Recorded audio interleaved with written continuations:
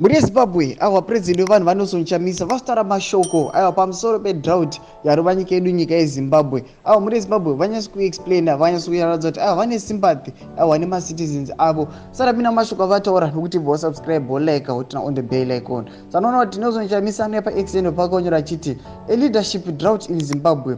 Drought in Zimbabwe has become a perennial challenge evidenced by persistent extreme weather conditions.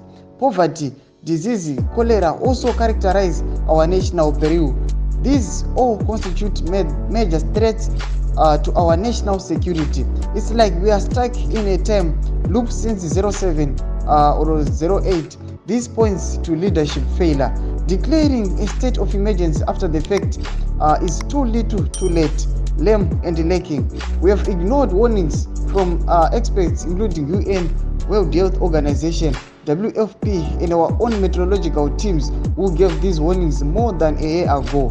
Our lack of preparedness shows that the drought of leadership and strategy is our biggest drought hazard. Ndo mashoko anoita nanosonjamisa achiti aiwa anawanza kuteerera maawareness atakapiwa zvatoratidza uno kutoti neutungamiri uripo hausi kutogonawo, hausi kutogona kutomaneja nyika. Ndokuti dai vanyatsa kugona kumaneja nyika, dai vakaprepare, vanyatsa kuita maproper planning vachiziva kuti aiwa drought ichauya, saka tigare tine kana chikafu mumareserves kuti vanhu vagoguta kana drought yasvika. Ndo mashoko anotaurwa nanosonjamisa. Tiudze mafungiro enyu pinda mucomment section medu, tsana subscribe, like, turn on the bell icon.